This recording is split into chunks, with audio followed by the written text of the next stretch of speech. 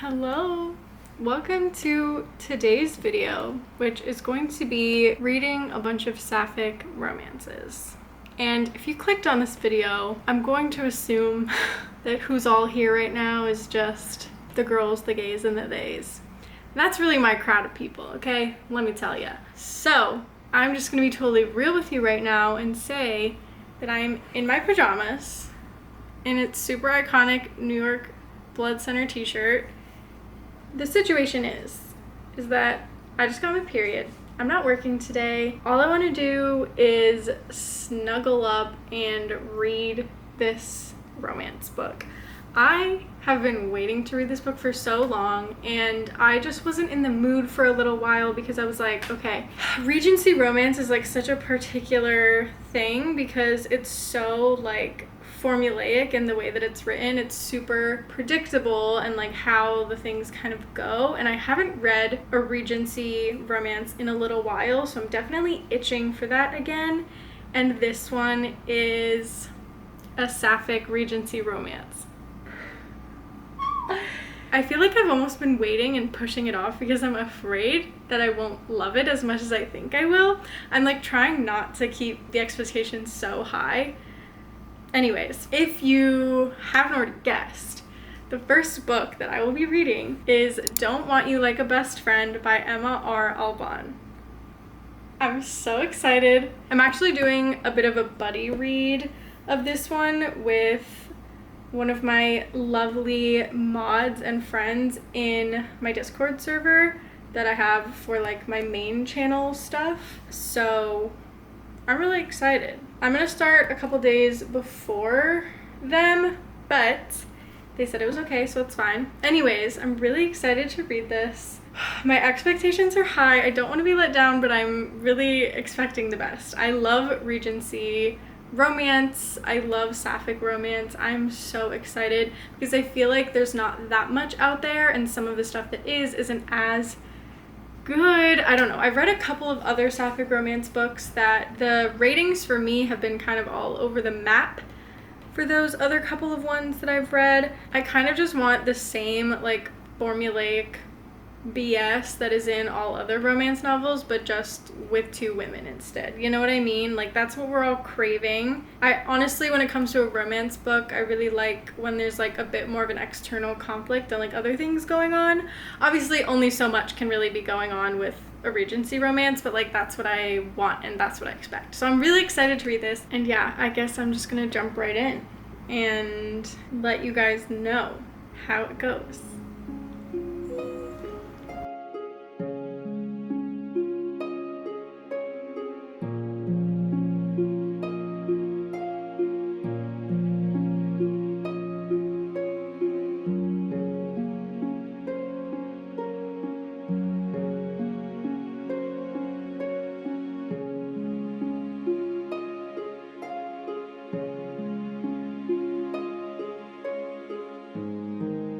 This is a little bit of an update. I am 20% through the book already. It's totally flying by.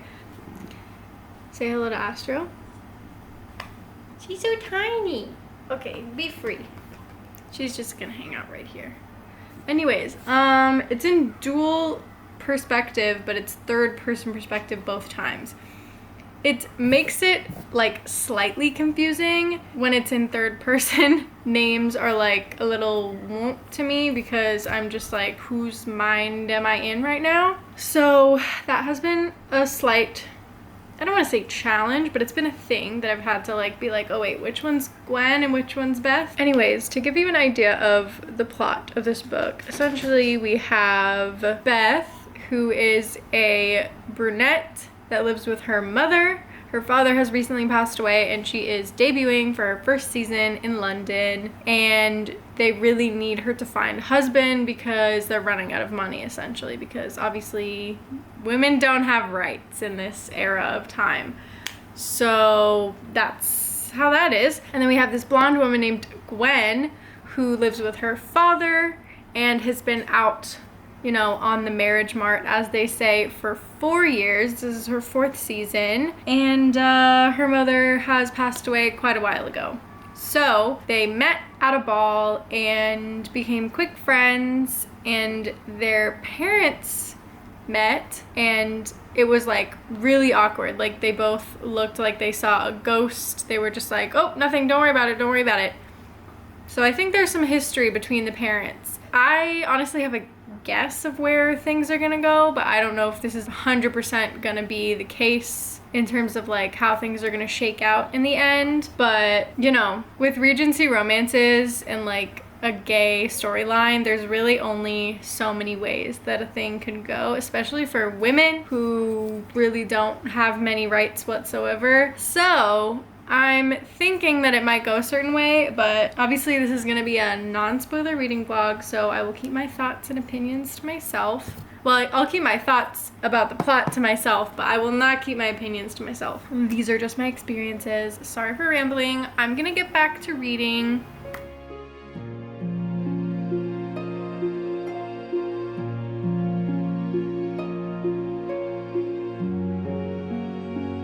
Okay, y'all. Quick little update. I am about, I want to say 60% of the way into the book now, and it's really cute. I really like it, but it's also heartbreaking at the same time because, as I mentioned before, women have no rights. So it's kind of like, what's gonna happen? How are they gonna be together? Obviously there's a happy ending because it's a romance, and I refuse to accept any other possibility. So I'm interested to see where this goes. In general though, really liking it, enjoying it. They both are so sweet, and the way that they talk about each other in their heads, even though it's through third person, is like so adorable, and I love it. There was this one quote where it was just like, is it normal that I want to kiss my best friend? And I was just like, relatable. You know, it's a canon event, okay?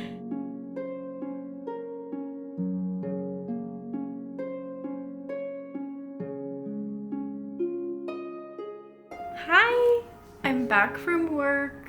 This book literally made me cry at work. How rude, am I right? How rude. Ugh, wow. I really enjoyed this book a lot. I feel like the one thing that held me back from loving this book was that it was in third person, and it was like fully a romance book, which I don't know if it's just the contemporary girly in me, but I feel like if it's a romance, I prefer it to be in first person because then I can like experience it with the character as they like go along and figure it out. And in that way, because it wasn't first person, it felt a little bit clunky because I was like genuinely like, whose perspective am I in right now? I got kind of confused, which is like, maybe that's just a me problem and it's no fault of the book whatsoever, but you know, that's just my experience reading it. Just to note that, I guess. Other than that, it was really sweet. Pretty much what I suspected from the beginning absolutely did come to pass. So for me, it was just like a very predictable, you know, there's really only way that this is gonna end happily kind of thing. But she did make a second book. Clearly she's a Taylor Swift fan because the second book is called You're the Problem, It's You. And it's two guys that are in this book. So it's like an interconnected, I think it's probably genuinely interconnected standalone, like you'd be able to, you know, understand what's going on in the second book if you didn't read the first book. But anyways, it's gonna be another gay Regency romance, so I'm 100% gonna be reading that. It is on my holds list at the library, but in general, I really enjoyed this book. Super sweet, very predictable, very much like if you want a sweet little sapphic romance, it definitely ticks all the boxes. Like I said, the dual third person from two women perspective was a little bit hard for my brain to wrap around. It was a tiny bit clunky. I kept forgetting whose perspective we were in. But other than that, I really enjoyed it a lot. I think I'm going to give this book a 4-star. I really enjoyed it. I would genuinely recommend it to anyone that was looking for a sapphic romance or a Regency romance. It was a fun time. The characters are really sweet. The found family aspects were so much fun. Also, sorry if you can hear my dog chewing on a bone in the background. I'm not gonna take that joy away from him, so you're just gonna have to live with it. And yeah, the characters are really adorable and precious. Beth and Gwen forever, am I right? Anyways, I will come back to when I start reading the second book. The thing about these reading vlogs, everything's gonna be all out of order. Like, I'm just gonna read as a mood reader, and I'm gonna put together these reading vlogs as they come together. So it's literally September 3rd right now. Anyways, I'll see you in the next sapphic romance that we read. I don't know which one it's gonna be yet. Let me check my Libby holds. Oh, I'm so excited. Okay. Well, I'll see you in a sec when I start reading that book.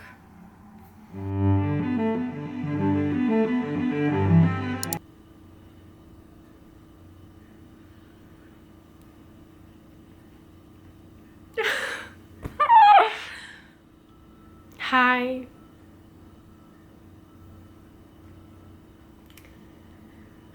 So it's only been about 1 second for you and 5 months for me. That feels fake. I knew that I was going to create this channel for a while, so I started filming parts of reading vlogs a little while ago. As you know, I released a couple of videos last year, and one of the ones that I started filming was this one. So I read the first book, then I read all those really bad thrillers, which if you haven't seen that video, you can watch it. Sorry, there's makeup in my eyeball. This is why I don't wear makeup. And then I kind of got into a bit of a vampire romance hole, if you will. Because I did another reading vlog, which was reading paranormal romances, which you can watch if you would like as well. I discovered that I was very obsessed with vampire romance, and that is something that I didn't know about myself until this past year, and I'm still coming to terms with it. But every time I think about reading a vampire romance, I get really excited, so I'm just gonna have to deal with that. Yeah, you know, I'm gonna have to come to terms with what that means for myself.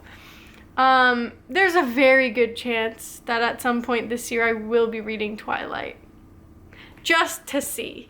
I don't expect that it's gonna go that well, but I just need to read it myself, you know what I mean? Before I had no interest in doing so. Now I kind of understand why people would be into that. Anyways, that's for another video. Read the book that you saw at the beginning of this video, then I read some thrillers, then I got into a vampire romance hole, then it was basically the holidays, and then I got into a little bit of a reading slump. So here we are, literally a week or so before I want to freaking post the video, and now I have to read the last 2 books. Not have to, now I get to read the last 2 books that I want to put in this vlog.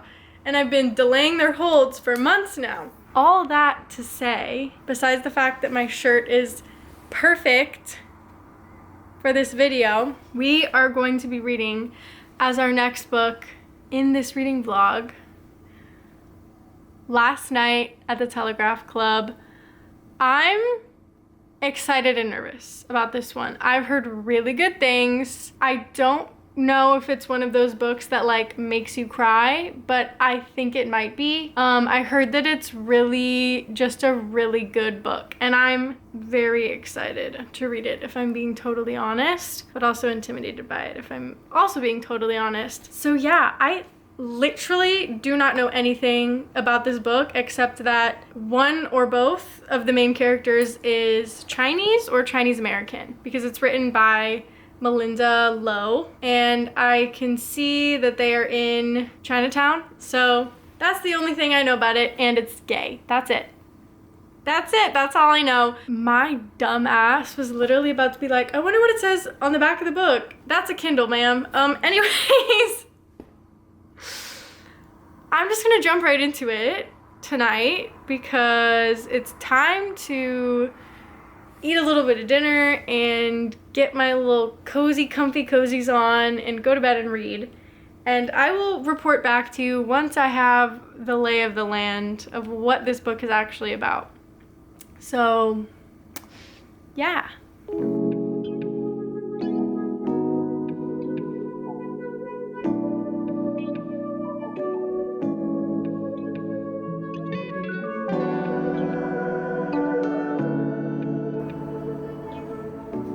Good morning, cutie tooties. I read almost 20% of the book last night. So we are following Lily Hu in the 50s. And it's so good that I read this book this year after reading Shanghai Girls last year, the year before. I got it for like $1 at a library sale fundraiser thing, and it takes place in OG Chinatown, aka San Francisco's Chinatown. And yes, so it's following this girl, Lily Hu. She's a senior in high school, living in Chinatown. She is kind of just like figuring out who she is as a person, you know, maybe potentially developing feelings for one of her fellow classmates that happens to be a girl. Ooh. And it's also during the Red Scare. So this was when they were essentially questioning and cajoling Chinese people, a lot of them born in China, that came over to the United States, and kind of trying to scare them into admitting something that wasn't true and then deporting them back to China. So with that in the backdrop, and you know, her just like kind of trying to figure out who she is as a person, that's kind of where we're at. I feel very lucky that I read Shanghai Girls before reading this book, because I feel like I have a lot of the historical context, because that book starts, I believe, probably in the 30s. I think it starts in the 30s and then it goes through all of the like decades and times where I am aware of a lot of these like little tiny details and things that are like popping up in the story that I'm like, oh, I remember that from the other book, and like I know what that means, and I know blah blah blah, whatever. Anyways, I'm having a great time. I love that it's set in the Bay Area. Like, I have a lot of mixed feelings about the Bay Area growing up there, but I really truly do love it. It feels very nostalgic. And it's also really funny when they're like, yeah, we're in Los Altos right now, or like, oh, and then she got married and moved to Mountain View, and I'm like, I know where all these places are. So yeah, it's really good so far. I'm totally interested, and I'm really excited to see where it goes. It kind of feels like one of those books that's like a literary fiction that happens to have romance in it. It's not like a contemporary romance by any means. My tea is ready, 1 second. Okay, I'm back. Yeah, I'm just finding it quite reminiscent of my own high school experience. Obviously, I didn't grow up in San Francisco, but I grew up about 45 minutes south of San Francisco, and where I grew up, there was also a lot of Chinese people, particularly. There was a lot of like Asian people in general, a lot of Indian people as well, but I grew up very heavily ingrained into Chinese culture. One of my best friends in kindergarten and first grade was this Taiwanese girl, Vivian, and her family actually ended up moving back to Taiwan after a little while, but I had gotten into dance at a very young age, and my mom and her mom were friends, and she was like, hey girl, like to my mom, was like, hey girl, there's this Chinese dance studio, like, do you want to just take Grace? And my mom would be like, isn't that weird, because Grace isn't Chinese? And she's like, don't even worry about it, like, she's coming in with Vivian, it's not a big deal. Literally, in general, the classes were taught in Mandarin, but they had to start teaching them in English because I was there, although they did use a couple of words in Mandarin. But anyways, the teacher in my class was speaking English, and I would just hear the like drums and the counting in the other classrooms being like 1 2 3 4 5 6 7 8 and I was like, oh, what's that? And then my friend was like, oh, they're just counting And I was like, oh, okay. But yeah, then again, her family kind of moved back to Taiwan. And then I had this other friend, Tiffany, and her family was also from China, but not Taiwan, like mainland China. And I went to this other dance school that I was at for a very, very, very long time. It was a big, big part of my childhood. And all the way up until high school when I graduated, I was at this Chinese dance school, and obviously they spoke English as well. I was pretty much the only white girl at both studios. All this to say, I was very deeply, deeply steeped into Chinese culture at a very young age. I have a lot of reverence for that culture.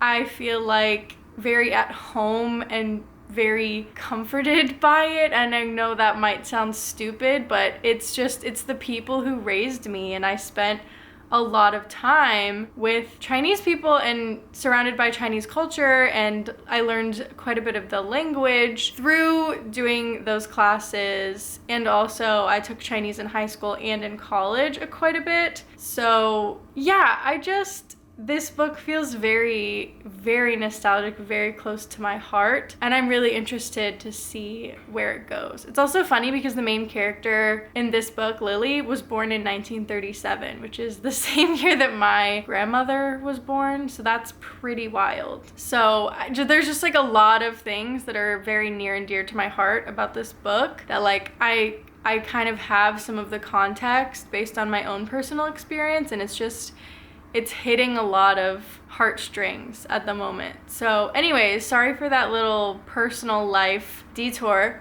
But anyways, I'm gonna keep reading this book, and I'm pretty locked in. I have some work to do today, like I have some editing and stuff to do, but I would really love to just read for quite a bit of the day because I haven't really given myself a day off in a while, and this book is really good. So yeah, let's go read.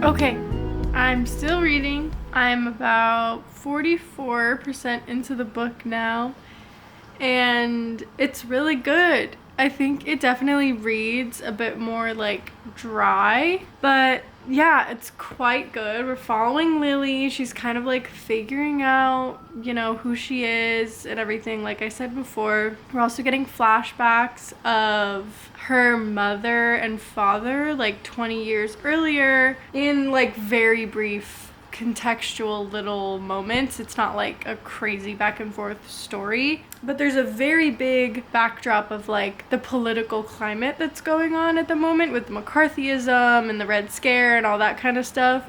So it's definitely interesting. I'm very glad, like I said, that I read Shanghai Girls before this, because I feel like I have a lot of that context of what exactly went on specifically in San Francisco's Chinatown and like everything during this time period from like the 30s to the 50s ish. But yeah, so far it's really good. I've literally just been like devouring this book. I finally, like I said, finally have a day off just using it to read, because that's really what I've wanted to do for like the past month or two, honestly.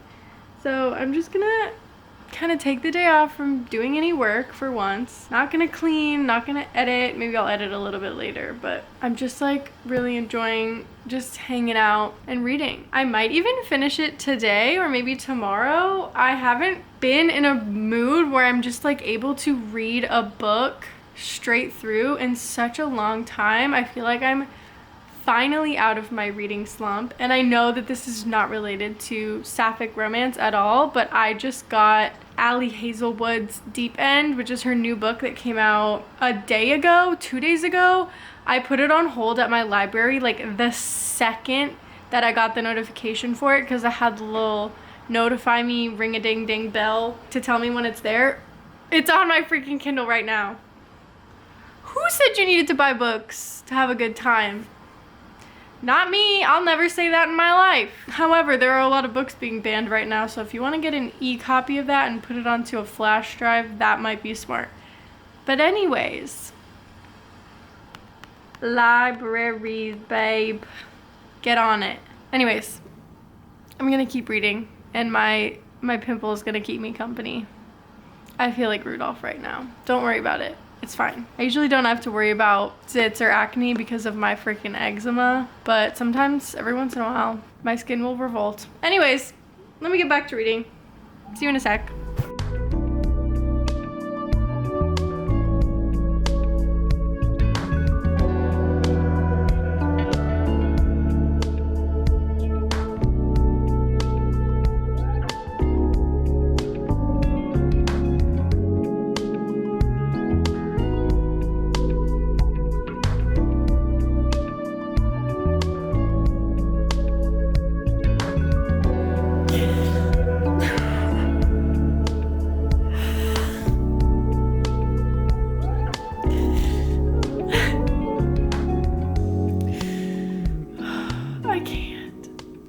Sibling moments, that's what gets me.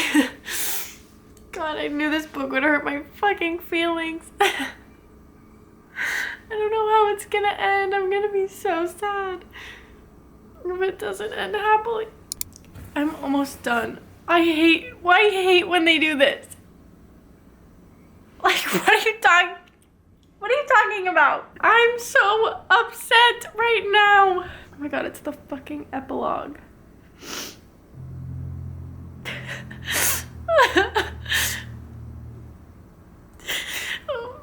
I can't even read because the tears are in my eyes. Oh my god.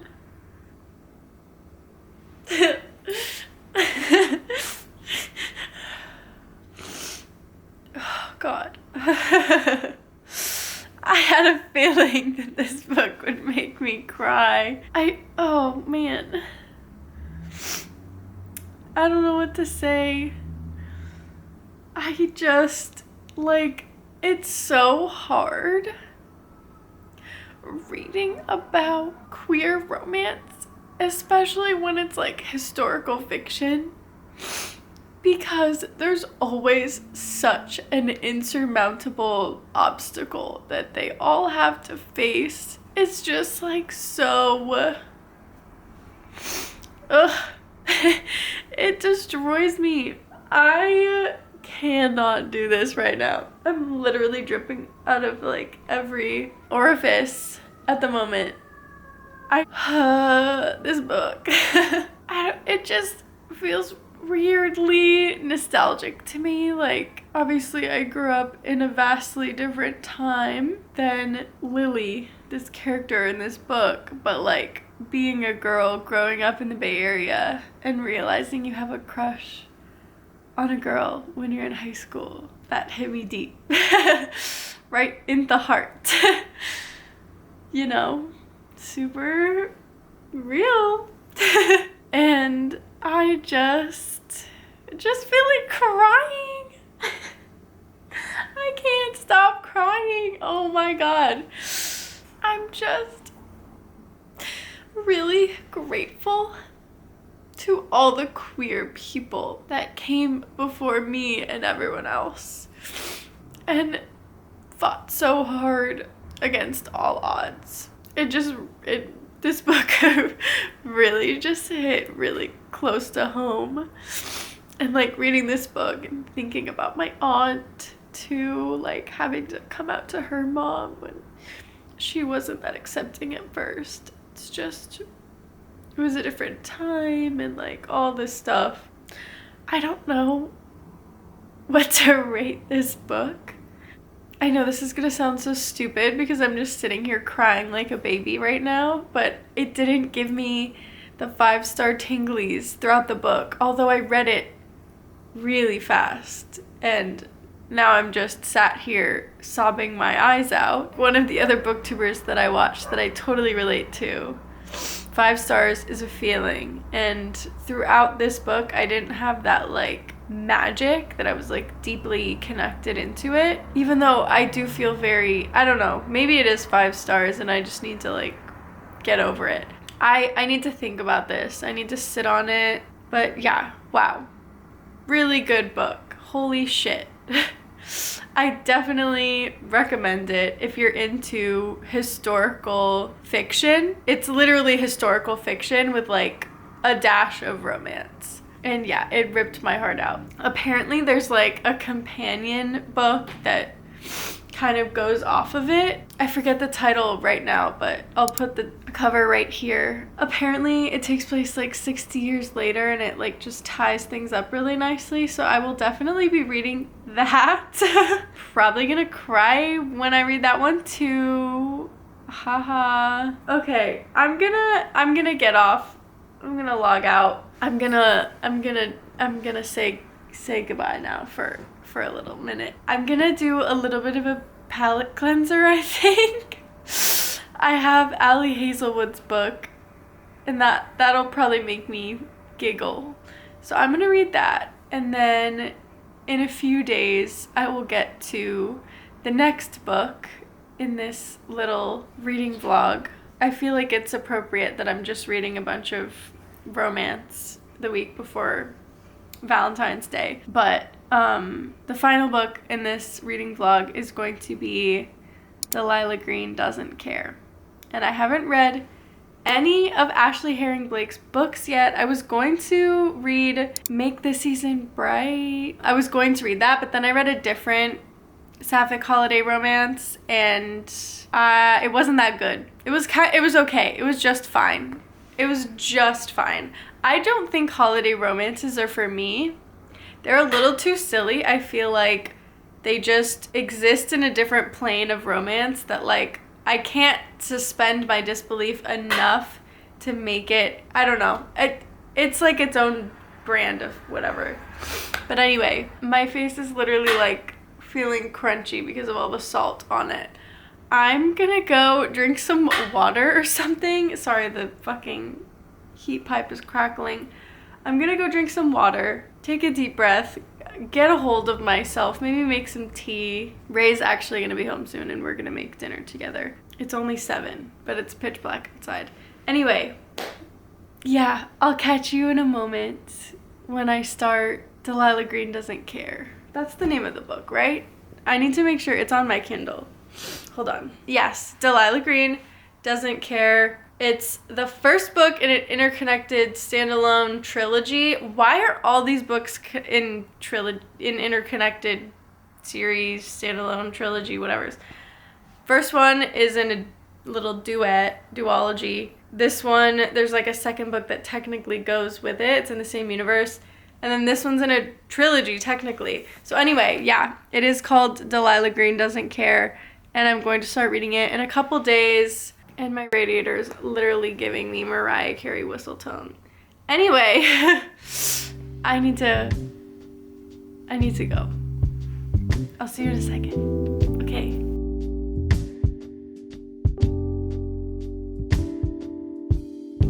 Hi, I'm back. It is a handful of days later. I have read Deep End by Ali Hazelwood. Loved it. Absolutely loved it. Fair warning, that book is sexual, so just know that going in. Just know that going in. Here we are with this book.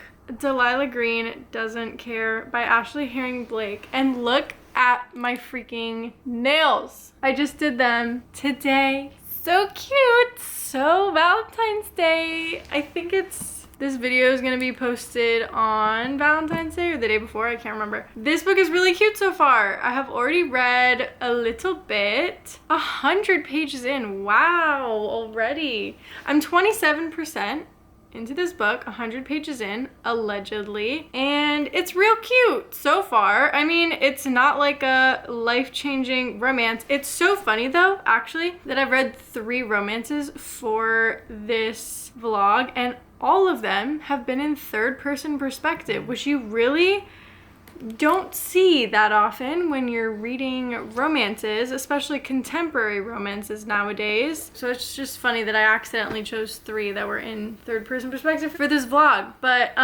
speaking of sapphic books, guess what just came off hold and is ready to borrow from the library?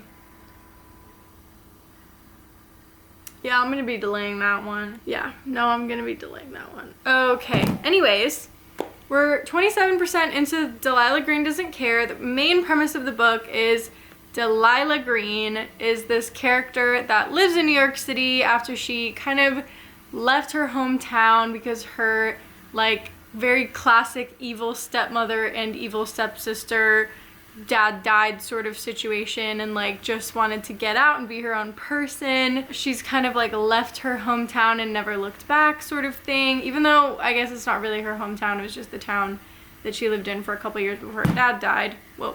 Before her dad died and all the shit happened. Essentially, her stepsister is now getting married in this town, and she is a photographer, so she gets asked to come back. She gets paid by her stepmom to be the photographer for all these different wedding events, which apparently are going on for like 2 solid weeks. So she's like desperate for the money, shows up to this bar, and the first person that catches her eye and that kind of like goes over and flirts with her is one of her sister's friends, Claire, amongst one of her other friends, which is Iris, which I think one of the other books is about her. Iris Kelly Doesn't Date. I think it's number 3 in this interconnected standalone series. But anyways, Astrid, which is the stepsister, Iris, and Claire, her right here, are just like the little trio, and they all kind of, I don't want to say bullied, but they kind of did / ignored Delilah. And it's so funny because Claire literally doesn't recognize Delilah when she sees her at the bar. So it's kind of awkward, and it's like a whole thing. Anyways, obviously she finds out who she is, and then it's like a whole thing. So now you're like, okay, a little bit of a forbidden romance or whatever, because obviously Delilah is not the biggest fan of her stepsister, and that's her best friend. So it's an interesting dynamic, and I'm interested to see how it goes, how their relationship develops, like where things are at between the two of them, sort of thing. The writing style is fine. I'm having a good time so far. It's doing what it needs to do so far. I'm interested to see where the story goes, the character development, all that stuff. So I will see you in a bit when I have read a little bit more of this book, or maybe finished it. I don't know how fast I'm gonna try to read this.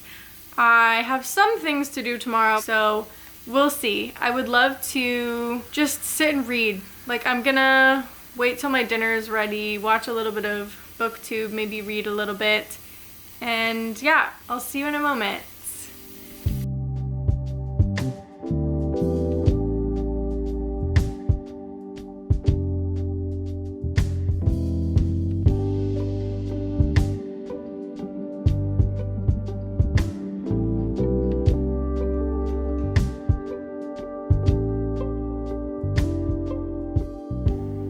Hello, it's the next day. I'm gonna be doing final thoughts on all 3 books and then give you my ratings. I'm just gonna like keep the suspense a little bit for the final book, and we're just gonna get the thoughts in a minute. Okay, first book that we read during this reading vlog literally 5 months ago was Don't Want You Like a Best Friend by Emma R. Alban. And this book was so cutesy. It was a Regency sapphic romance between these 2 women who kind of like start out as best friends and then realize it's something more.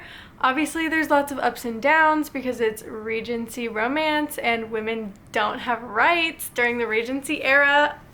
LOL. So it's very much like a up and down kind of roller coaster vibe. Very sweet little story, a cute little turn your brain off romance. Love the like little aspects of, I don't want to say found family, but in a way it kind of does feel like that. I don't know. I'm interested to read the next book, which I think is with 2 men this time though, and it's one of the main character's cousins. Yeah, so I'm excited. I'm very interested to see how that goes. I ended up rating this book 4 stars, and I would definitely recommend it if you're looking for a cutesy little Regency romance, gay Regency romance. Like, it scratches the itch, it does what it needs to do. I had fun reading it, and yeah, good stuff. I feel like it's hard to talk about romance books because usually there's not that much going on. Like, the vibes were good. I enjoyed myself. What else is there to say? Anyways, the second book that I read for this reading vlog was Last Night at the Telegraph Club by Melinda Lowe. And this book ripped my heart out and stomped all over it. This book is about this one girl. She's like 17, and she is living in Chinatown in the 1950s during the Red Scare, during the Lavender Scare. All of this stuff is happening, and she is realizing that she is gay, and life unfolds. A lot of things happen, a lot of family drama, a lot of like cultural aspects that tie in, a lot of historical aspects that tie in.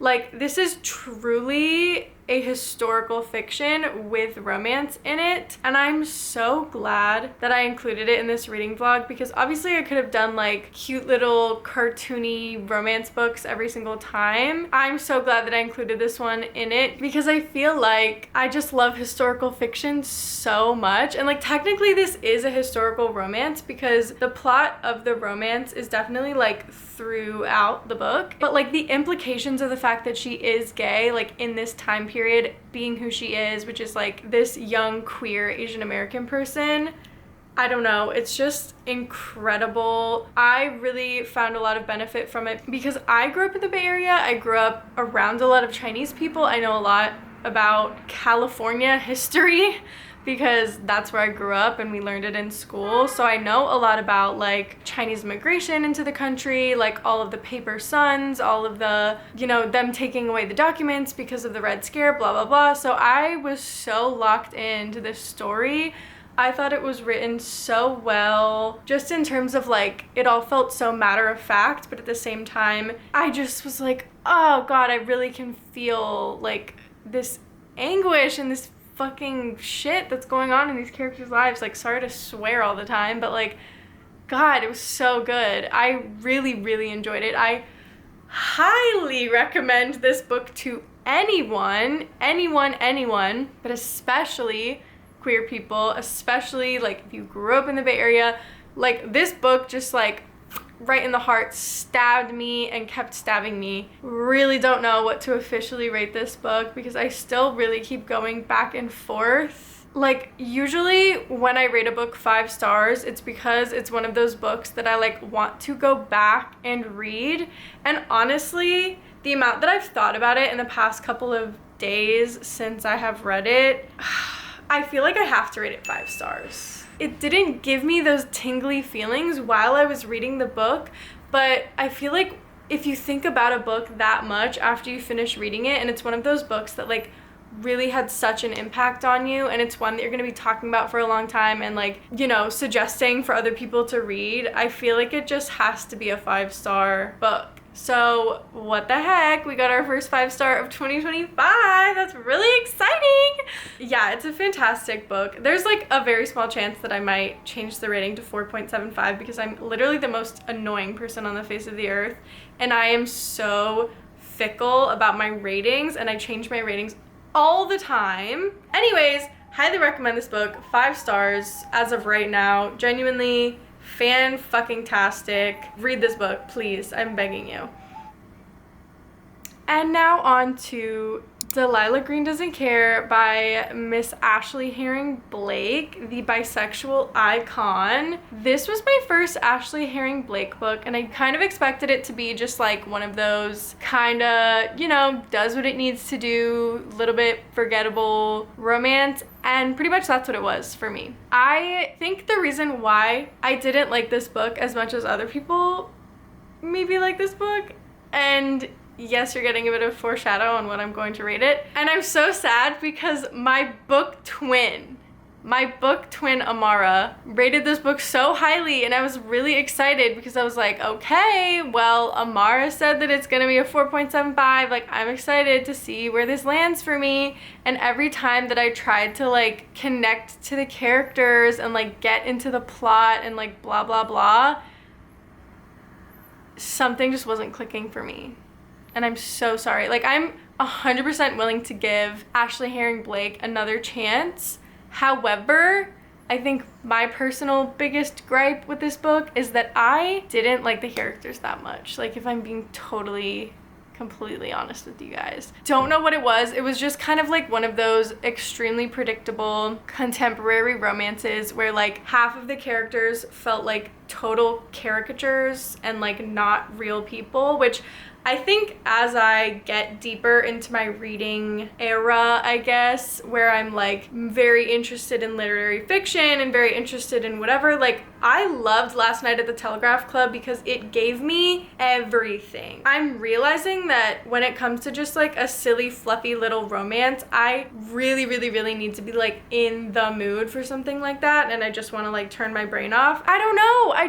I think also just like the contents of the book and like the situation between her and her like family situation, without going into any detail or like getting into it, it was a little bit of a sore spot for me personally. So I think that was a little hard for me.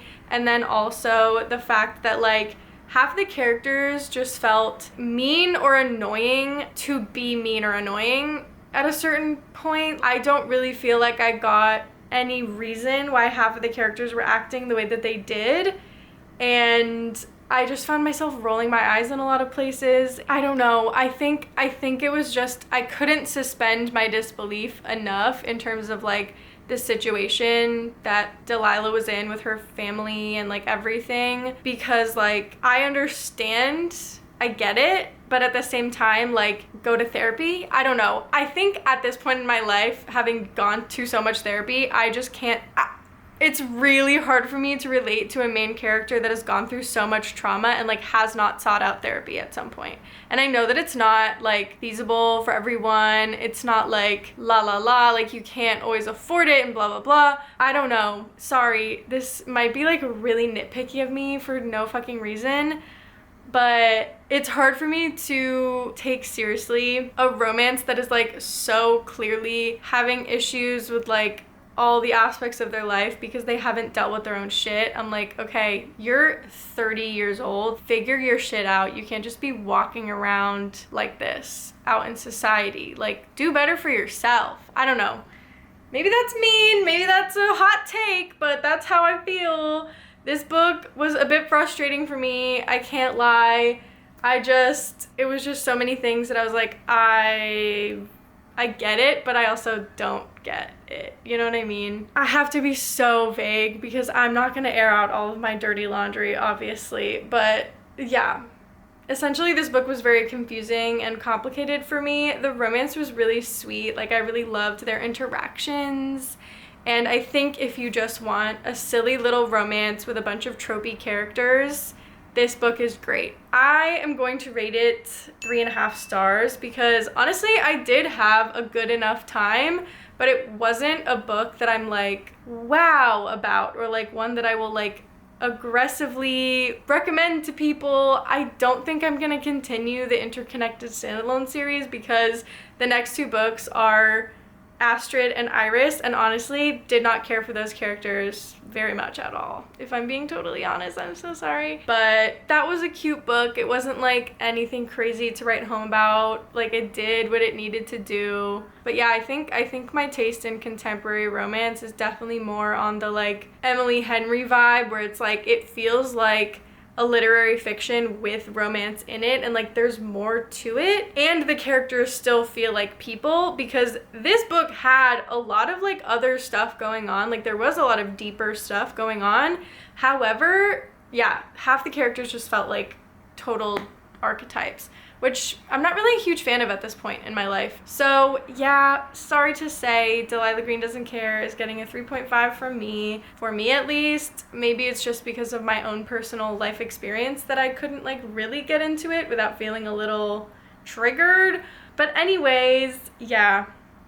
Those are the 3 books that I read for my cute little sapphic reading vlog. Had a very good time doing all this. I'm super excited to read more queer books this year in general, so any recs are freaking happily taken by me. Thanks again so much for watching. Happy Valentine's Day, and yeah, I'll see you in the next one. Till then, I'm sending you all my love because we're all just trying our best out here. So happy reading! Bye!